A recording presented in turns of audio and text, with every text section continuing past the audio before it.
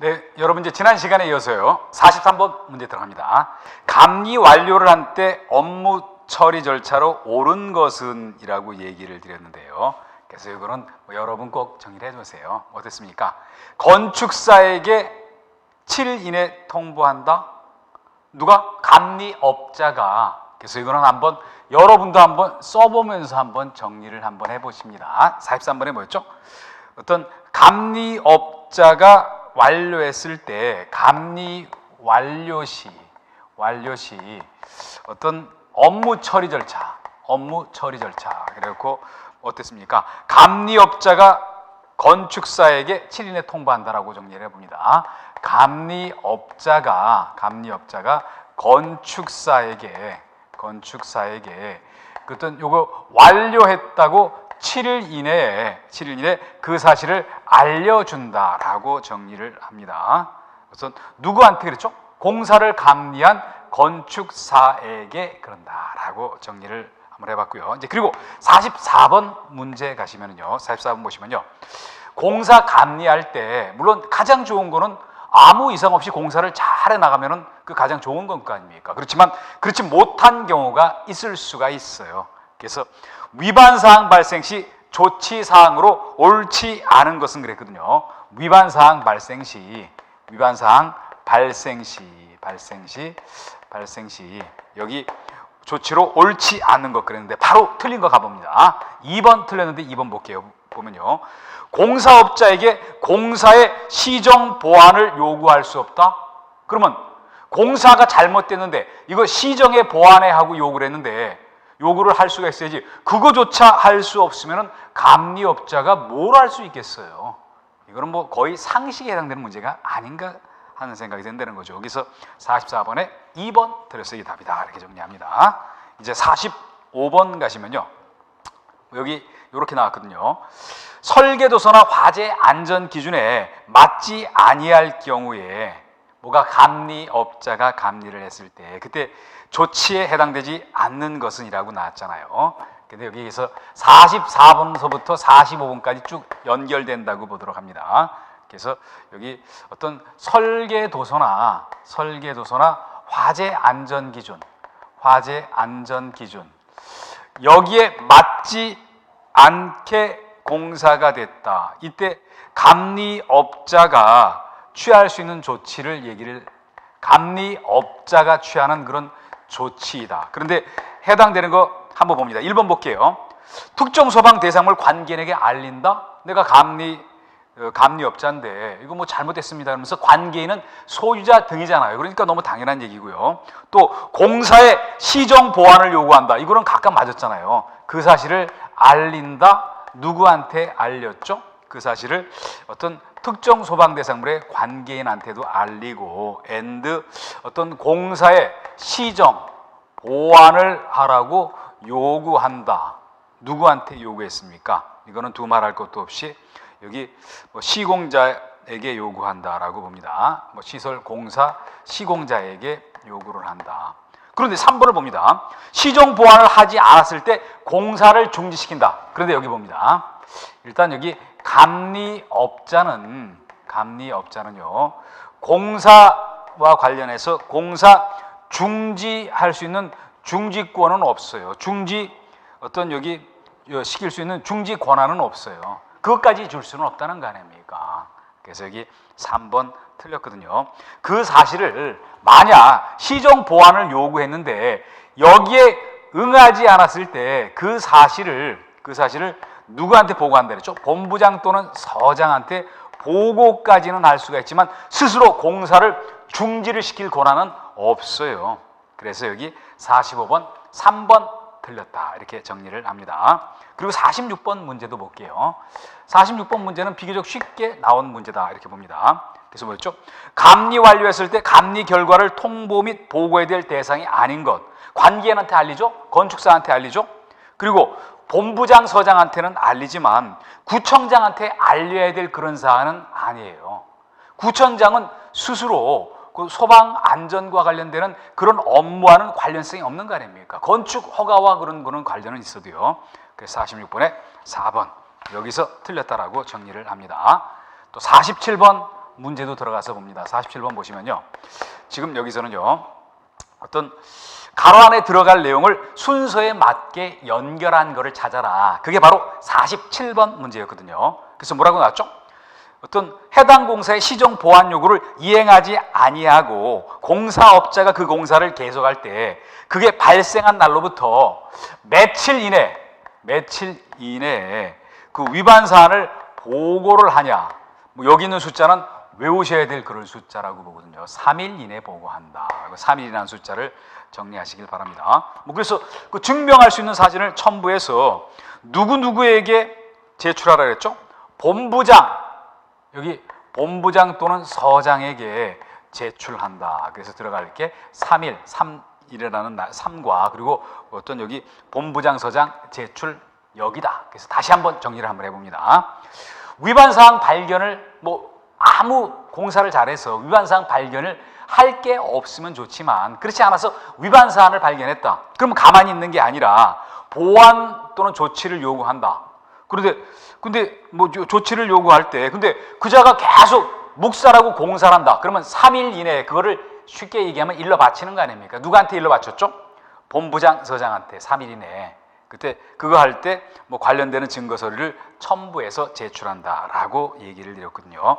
48번은 뭐 많이 했던 거면서 아주 기본이면서 되게 쉬운 그런 문제가 바로 48번 문제인 거 아닙니까? 여기 볼게요. 도급을 줄 때 그 다음에 원칙만 얘기했을 때는요.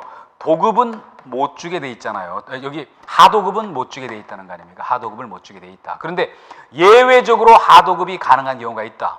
소방시설 공사업자가 일정한 사업을 함께 할 때, 주택건설업이라든지요. 그렇게 했을 때. 근데 막 여러 번 할 수 있는 겁니까? 그게 아니라 한 번만 가능했었잖아요. 한 번만. 그래서 거기 48번의 답이 1번이었고, 그리고 48번 문제를 발전시킨 게 바로 49번 문제였어요. 그걸 더 한층 어떤 발전시킨 문제가 바로 49번이다. 그러면서 뭐라고 그랬죠? 제3자에게 도급할 수 없다. 그래서 여기 49번 문제는 제가 이렇게 한번 정리를 한번 해봅니다. 49번 문제는 뭐 이렇게 나왔잖아요. 특정 소방 대상물에 대해서요. 여기에 대해서는 제3자에게 도급을 할 수 없다. 요게 원칙이라는 거 아닙니까? 그리고 다만하고 나왔던 거 요게 바로 예외에 해당되는 경우예요. 그러면서 이때는 뭐였죠? 다만 공사에 모든 거를 다 도급할 수가 없어요. 내가 예를 들어서 뭐 일정한 소방시설 설치 공사 10억짜리 공사를 맡았다. 그 10억짜리를 전부 하도급 준다. 그거는 일종의 사실 사기인 거 아닙니까? 그게 정말 말하면요. 그러다 보니까 일부에 대해서만 하도급을 할 수가 있다. 그리고 또 일부에 대해서 한 번만 할 수가 있어요. 아주 제한적인 범위 내에서 하도급을 인정했다라고 봅니다. 이걸 너무 넓게 봐줄 수는 없어요. 넓게 봐주면 문제가 생기니까 그렇다라고 봅니다. 그리고 제3자에게 하도급을 할 수 있다. 이런 거 다시 한번 두 번, 세 번 좀 읽어보시길 바랍니다. 이제 그리고 50번 문제를 가시면요. 소방시설 공사업자 시공능력 평가 산정 기준인데 여기는 관련되는 사안을 더하라 그랬잖아요. 그런데 여기서는 뭐 제가 앞서도 우리가 이런 부분에서도 얘기를 드렸지만 여기서는 좀 그 내용을 두 문자를 이용해서라도 암기를 하셔야지 이거를 맞히실 수 있지 않을까 하는 생각이 들어요. 안 그러면 여기 이거 맞추기가 굉장히 힘들다는 거 아닙니까? 그래서 그때 뭐라 했죠? 경기자가 실신했다. 왜? 시공능력 평가 기준에 의해서 산정하다 하도 어려워서. 그래서 50번은 두 문자만을 이용을 한번 해보면요. 이거는 이렇게 정리하시라 그랬잖아요. 경기자가 실신했다. 왜? 이거 하도 어려워서 뭐 이렇게 봅니다. 그래서 요거에 의해서 연결되는 걸 한번 열어볼게요. 경은 뭐겠습니까? 경력 평가. 그리고 기는 뭐죠? 아무래도 이건 기술과 관련성이 있을 거 아닙니까? 그래서 기술 평가액, 자는 자본금 평가액. 결국 시설 공사업 할 때도 아무래도 어떤 미천이 좀 있어야 돼요. 그 미천은 돈도 있어야 되고 기술력도 있어야 되고 또 쌓아왔던 경력도 있어야 되고 또 그리고 실적도 있어야 될 거 아닙니까? 실적 평가에. 그리고 여기서는 다른 거는 전부 플러스였죠.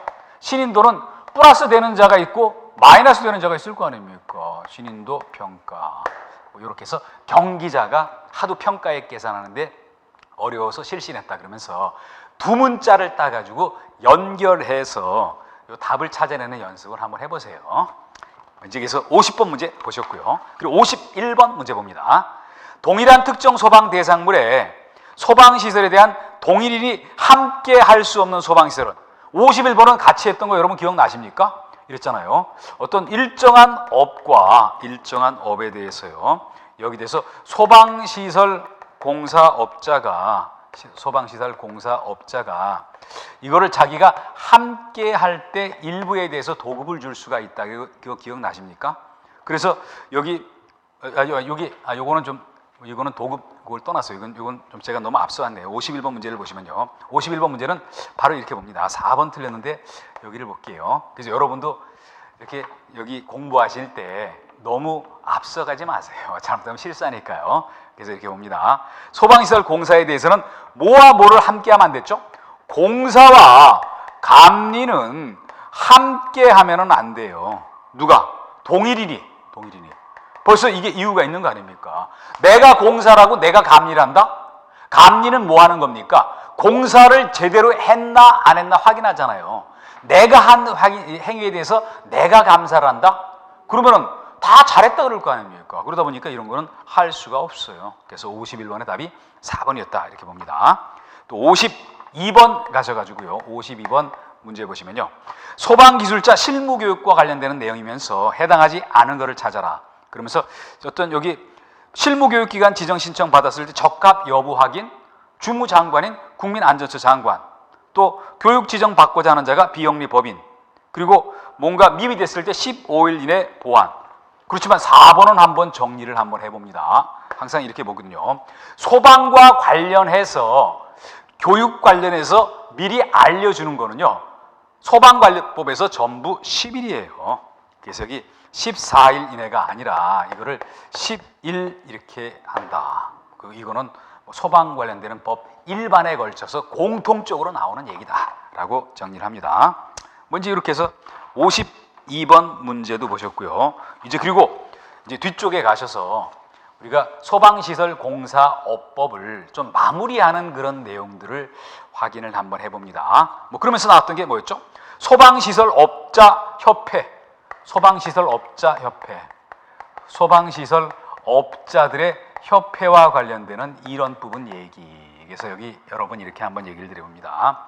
소방시설업자협회는요, 결국 소방시설 관련한 업을 하는 사람들이 서로 친목도 도모하고 그리고 그 업계 발전을 위해서 같이 노력하는 그런 조직인 거 아닙니까? 그러면서 항상 이렇게 볼게요. 이런 협회 나왔을 때는 임의기구다라고, 기관이다라고 봅니다. 그래서 항상 설립할 수 있다라고 얘기했지 설립해야 된다 그렇게 얘기는 안 했잖아요. 그리고 항상 이건 특징이 뭐였었죠? 법인으로 하라는 얘기가 계속 나왔던 거 아닙니까? 그리고 지금 우리는 소방시설 공사업법을 하고 있어요. 이 법의 주무장관이 누굽니까? 국민안전처 장관.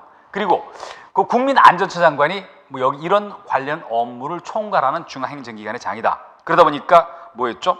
여기 정관을 만들어야 되는데요. 정관에 여기에 대해서 인가 신청을 한다. 누구한테 인가 신청을 했습니까? 주무장관인 국민안전처 장관한테 한다라고 했던 거 이렇게 다시 한번 봐둡니다. 너무 당연한 얘기잖아요. 주무장관, 중앙행정기관에 이 업무의 주무장관인 국민안전처 장관의 인가를 받는다. 그리고 이 중에서 다소 여기보다 좀 중요했던 거는요. 협회 업무라고 볼 수가 있어요. 그러면서 여러분 특히 1번을 봅니다. 뭐라고 했죠? 소방시설업의 기술 발전과 진흥을 위해서 조사, 연구, 분석, 평가를 한다라고 얘기를 한 거 아닙니까?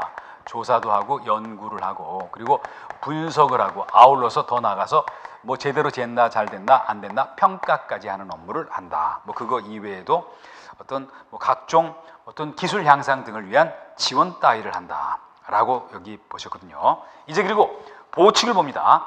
보칙은 뭐라고들 얘기를 했죠? 지금까지 했던 것 중에서 보조하는 규칙, 그게 보칙이다. 그러면서 여기는 뭐 중요한 것만 봅니다. 첫 번째, 감독과 관련되는 얘기가 있었죠? 감독과 관련되는 얘기가 있는데, 상식적으로 여러분 한번 생각을 한번 해봅니다. 우리가 중앙행정기관의 장은 국민안전처 장관이다. 그렇지만 실질적으로 그 각각의 지방에서 그런 업무를 누군가가 해야 된다. 그러다 보니까 사실 어떤 누군가가 이걸 했습니까? 뭐 관련되는 그런요, 시도지사는 포괄적인 감독이라고 보세요. 그리고 실질적인 감독은 본부장 또는 서장이 한다라고 볼 수가 있다는 거 아닙니까? 뭐 그런 얘기했고요. 뭐 그리고 또 어떤 실질적인 감독은 뭐 본부장 서장이 한다. 그런데 요걸 하기 위해서 어떻게 했죠? 관계인에게 자료 제출 또는 보고를 하게 할 수가 있고, 그리고 특정 대상물에 출입도 한다. 그리고 또 관계인에게 질문까지도 할 수가 있다. 보편적인 사안을 얘기를 했다. 그리고 뭐 관련되는 실무 교육 뭐 그런 시키는 게 있고요. 그리고 뭐 공무원이 현장 들어갈 때는 증표를 제시한다. 뭐 이거는 뭐 아주 공통적인 얘기인 거 아닙니까? 그리고 알게 된 사실, 비밀 누설을 하면 안 된다. 항상 비밀 얘기 나와서 소방관련법에서 누설했을 때 벌칙이 어땠죠? 뒤에 나오는데 비밀 300 하시라 그랬죠? 300만 원 이하의 벌금이다. 뭐 그리고 이런 사실들을 국민안전처는 협회에 다음 사안들을 보고하게 할 수 있는 것도 있다. 그리고 또 조금 중요한 거를 보시면요, 두 번째 청문이라는 게 나오거든요. 청문이 나오는데, 청문은 의미가 뭡니까, 여러분? 어떤 게 청문이냐면요, 아주 불이익한 행정처분을 받기 직전에 있는 사람한테 스스로 변명할 기회를 주는 거를 청문이라고 얘기를 해요. 그러다 보니까 여기서는 뭐가 중요했죠? 뭐 여기서 청문 대상이 두 가지가 있다. 두 가지인데, 아주 불이익한 행정처분이라고 얘기했죠? 뭐가 아주 불이익했습니까? 여기 보면 그랬죠. 등록 취소 처분이라는 게 있었죠? 등록 취소 처분, 소방 어떤 시설업이에요. 등록 취소 처분. 그리고 또 하나가 뭐였습니까? 자격 취소 처분. 결국 뭡니까? 등록증이 날아가거나 자격증이 날아가는 거 아닙니까? 이거 굉장히 중요한 얘기잖아요. 여기 취소 처분은 있어도 만약 영업 정지, 뭐 자격 정지 이런 얘기는 없었던 거 아닙니까? 여기 청문회. 그러니까 아주 불이익한 행정처분을 받기 직전에 있는 사람한테 스스로 변명할 기회를 주는 거다. 그래서 그거를 아주 날려버리는 두 가지. 하나는 업자, 하나는 자격자. 이렇게 정리를 했다라고 봅니다. 그리고 그 다음에 벌칙이 나왔는데, 사실 벌칙의 내용들이 무지하게 많아요. 그런데 이거 우리가 다 외울 수는 없다는 거 아닙니까? 그러다 보니까 일부 골라서 조금 할 수밖에 다른 방법이 없다. 이렇게 여러분 정리를 합니다. 이제 그래서 볼게요. 맨 처음에 행정형벌에 보시면은 우리는 지금 소방시설공사업법을 공부를 하고 계시는 거예요. 소방기본법에서는 이런 내용이 있었고요. 뭐 그거하고 좀 다르다. 그러면서 가장 엄격한 행정형벌이 뭐였죠? 3년 이하의 징역 또는 1,500만 원 이하의 벌금이었다. 그러면서 그게 한 건이었다. 그러다 보니까 요거는 좀 외우실 필요가 있다라고 얘기를 드릴 수가 있거든요. 그래서 첫 번째 행정형벌이다 이렇게 하고요. 행정형벌이고, 그리고 여기 뭐였습니까? 첫 번째 3년 이하의 징역 또는 1,500만 원 이하의 벌금, 1,500만 원 이하의 벌금이었다라고 얘기를 드립니다. 그러면서 여기는 정리할 때 한번 여러분 이렇게 보세요. 또 이거 일일이 외워가면서 하시다 보면은 굉장히 어려움이 있을 겁니다. 그래서 이거는 이렇게 봅니다.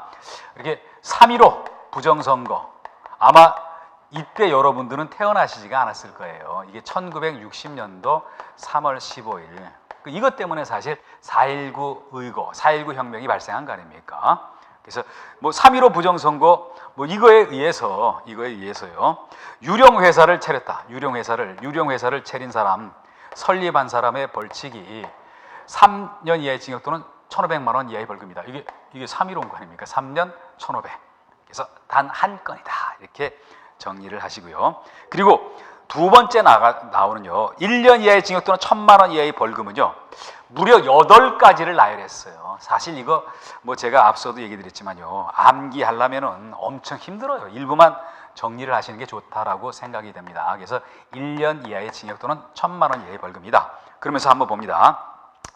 어떤 몇 가지만 볼게요. 1번 보시면요. 만약 영업 정지 처분을 받았다 그러면 요 기간 중에 영업하면은 안 되잖아요. 근데 영업을 했다. 그거 되게 하지 말라는 거 한 사람인 거 아닙니까? 그게 바로 1학년 1반, 즉 1년 이하의 징역 또는 1,000만 원 이하의 벌금에 처한다라고 보시고요. 그리고 규정을 위반을 해서 설계하거나 시공을 했다. 설계 또는 시공을 했다라고 얘기를 드리고요.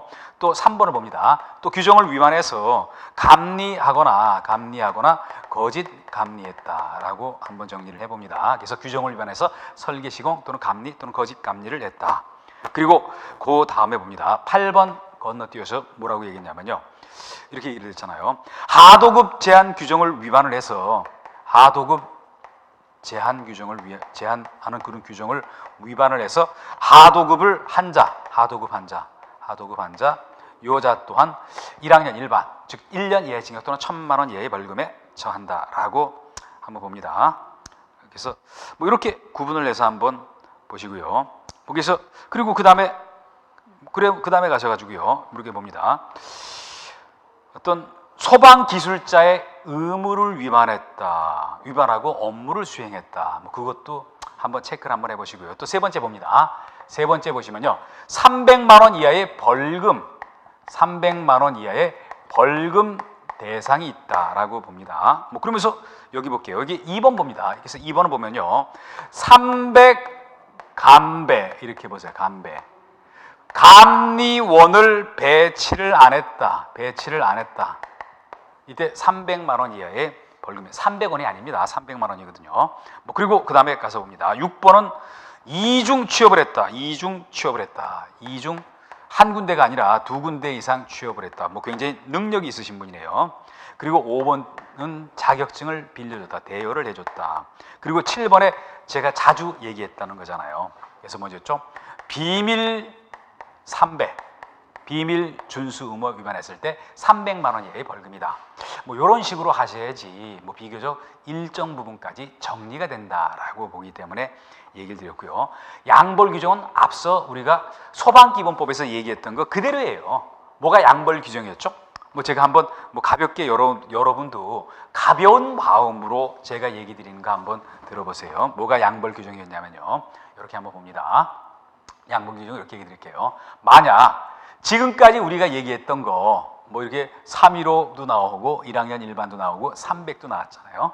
이거를 위반했을 때 행정형벌이라는 처분을 받게 되잖아요. 그러면 그 위반한 사람 처분하는 거 뭐 당연하다. 근데 그 사람만 처분하는 게 아니라 그 사람을 고용하고 있는 법인 또는 개인의 뭐 대표라든지 이런 사람들, 그 사람까지 같이 처벌을 한다. 그래야지 그 처벌이 효과가 있을 거 아닙니까? 책임 감독적 지위에 있는 사람이 처벌을 받으니까요.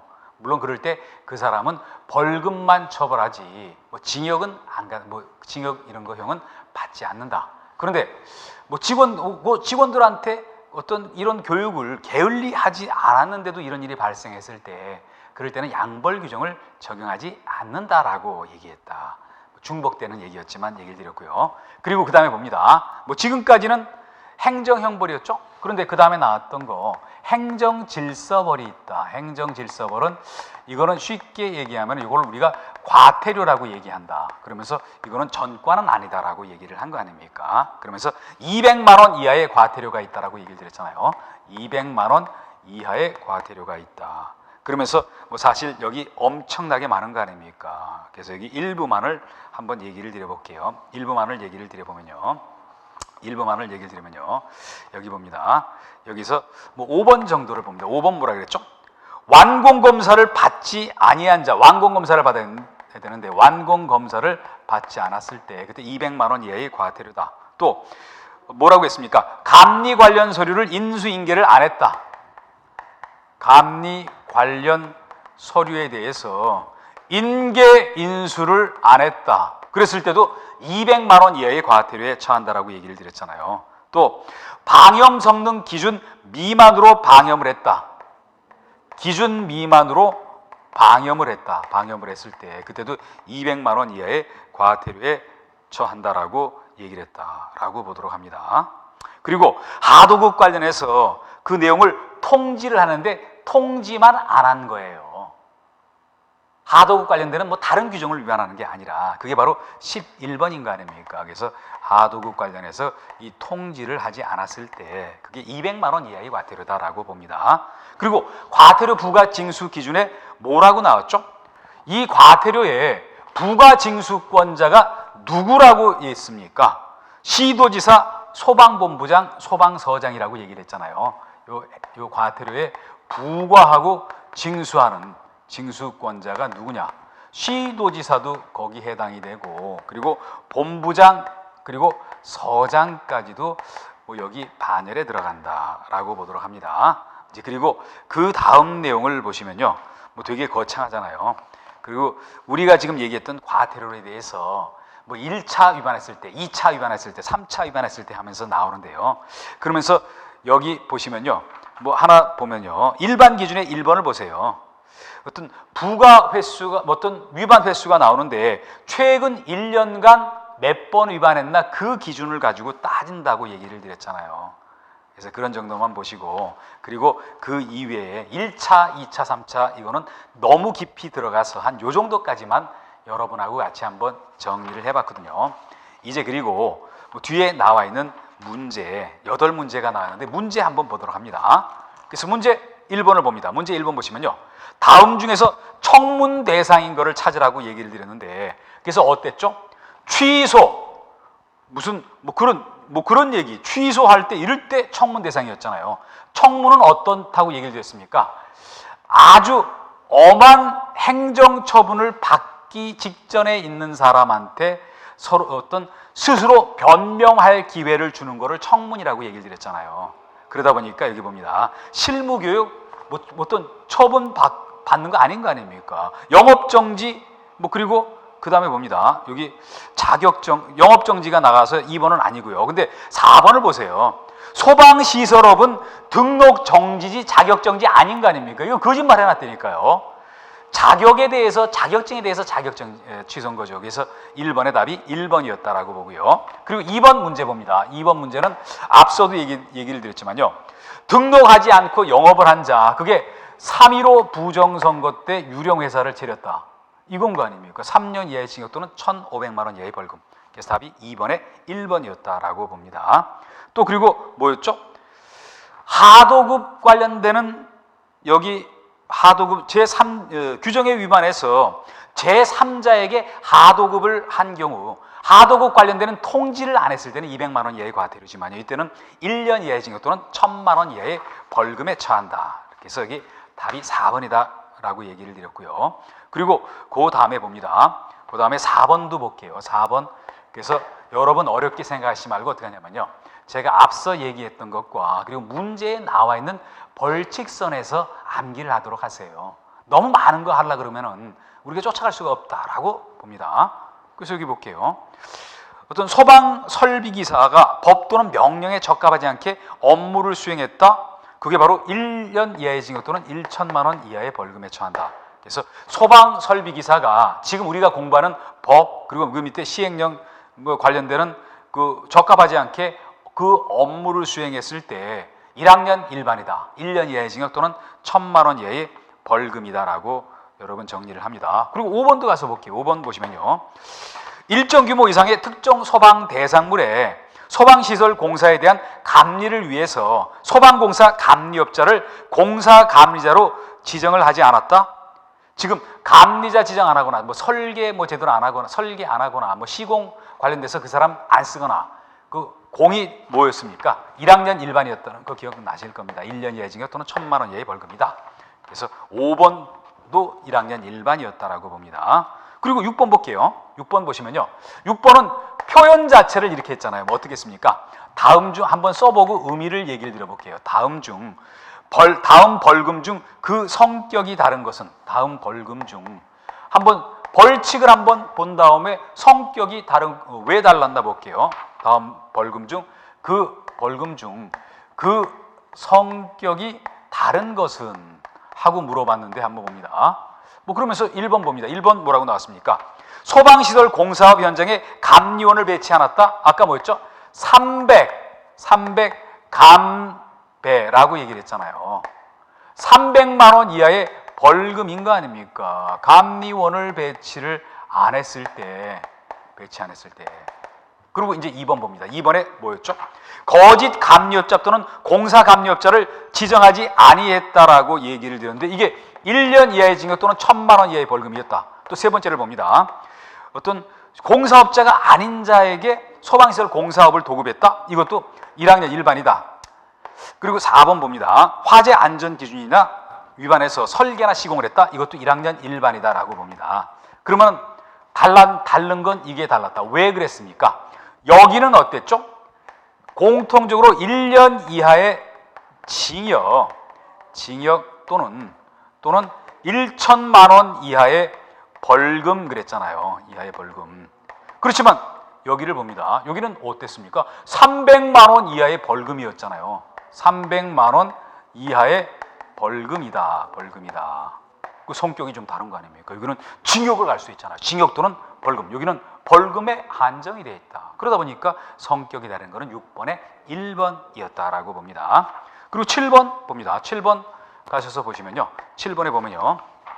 소방시설 공사를 완료할 때 완공검사를 받아야 된다. 근데 완공검사 안 받았을 때 어땠죠?